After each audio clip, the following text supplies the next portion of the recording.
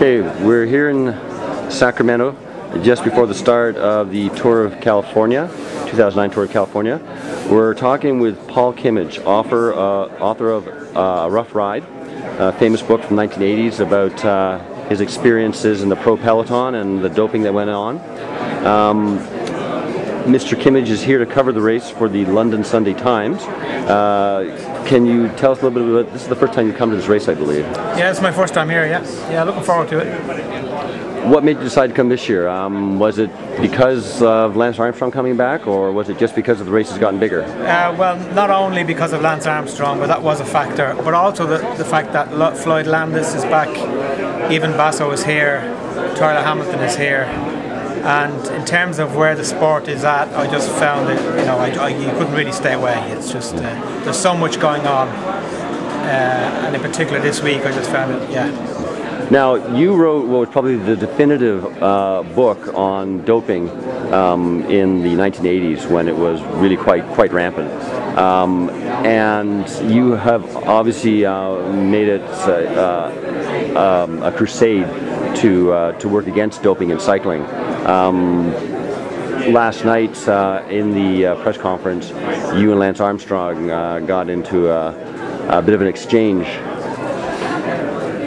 talking about comments you had made, questions that you had about doping and so on. Can you comment about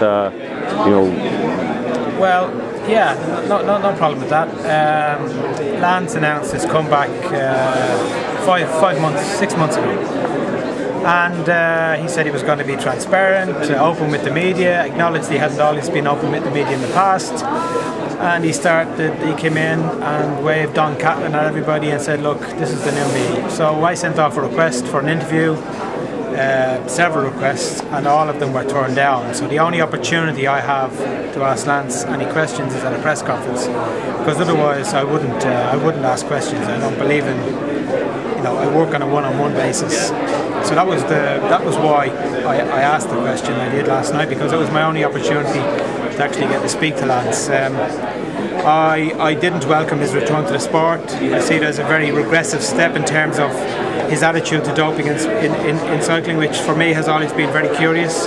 For someone who purports and who should be the saviour of the sport, to have the attitudes that he has towards doping, to associate with the people that he has associated with over the years, I find it very difficult to believe that he is as credible as he makes out. Okay.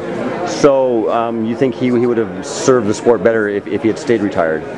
I think the sport would have been better served had he stayed retired, because if you remember, certainly at the Tour de France last year, despite the positives, there were several positives there, but despite that, I think everybody acknowledged that it was a good race, and there was some hope of moving forward.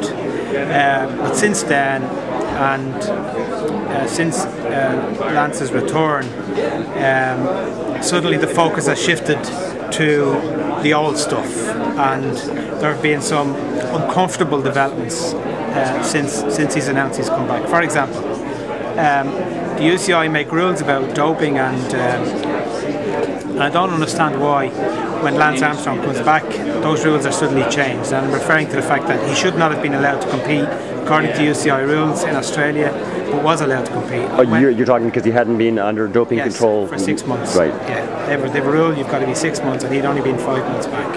Now, I don't understand why there should be one rule for Lance Armstrong and one rule for everybody else, and I see that as quite a worrying thing.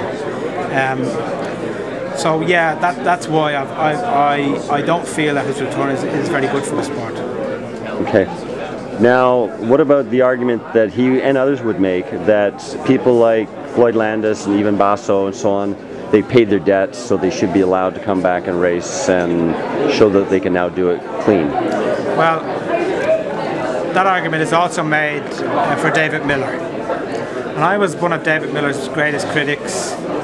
I didn't believe, and do not believe to this day, he should have been allowed back to the sport. But I do acknowledge that since he's come back, that he's done a tremendous amount of good for cycling and for where the sport needs to go now. I do not extend that same support for Floyd Landis, or for even Basso, or for Tyler Hamilton. I think we're dealing with completely different people here who are totally unrepentant, who've admitted nothing and expect for the sport to allow these guys back in.